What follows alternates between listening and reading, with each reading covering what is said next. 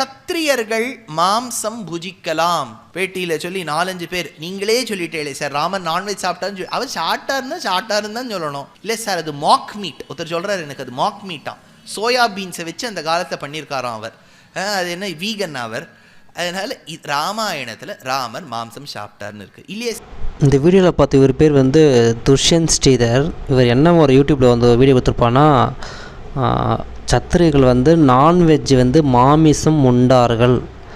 அதையும் தாண்டி இவர் என்ன சொல்ல வர்றாருன்னா, மேற்கொண்டு ராமர் அசைவம் சாப்பிட்டார் அப்படின்னு ஒரு ஸ்டேட்மெண்ட் இருக்குது. இதில் வந்து இதிகாசத்துலேயே இருக்குது அப்படின்னு சொல்லியிருக்காரு. அதாவது வந்து அவர் அசைவம் தான் சாப்பிட்டார் அப்படின்னு சொல்லியிருப்பார். மேற்கொண்டு என்ன சொல்லுவோம், ராமர் அசைவம் சாப்பிட்டார் இதிகாசத்தில் இருக்குது, இது உண்மைன்னு சொல்லியிருக்காரு. இதை விட வேறு என்ன ஆதாரம் வேணும்? எனக்கு தெரிஞ்சு நிறைய புத்தகத்தில் இருக்குது. ராமாயணத்திலே பல வேறுபாடுகள், பல மொழியில் பல அவங்க விருப்பப்படி எழுதியிருக்காங்க. நம்ம கம்பர் எழுதும்போது கூட வந்து அவருடைய விருப்பத்துக்கு ஏற்ற மாதிரி எழுதியிருக்காரு. இதெல்லாம் வந்து அது அந்த காலத்தில் நடந்த கதையோடு இருக்கலாம், இல்லை அவங்க மனிதனோட வாழ்ந்து கூட மடிஞ்சிருக்கலாம். அது அந்த காலத்தை விட்டுட்டு இந்த காலத்தில் வந்து மதத்தை வச்சு அரசியல் பண்ணாங்க. தயவுசெய்து அவங்க உணவை வந்து அவங்களே சாப்பிட்டோம்.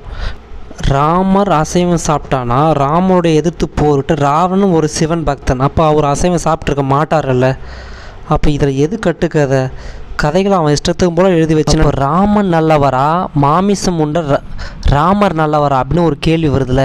வியூவர்ஸ், இதை பற்றி நீங்களும் நினைக்கிறீங்க? கீழே வந்து மறக்காமல் உங்கள் பதிவு பண்ணுங்கள், லைக் பண்ணுங்கள், பிறகு ஷேர் பண்ணுங்கள். நன்றி, வணக்கம்.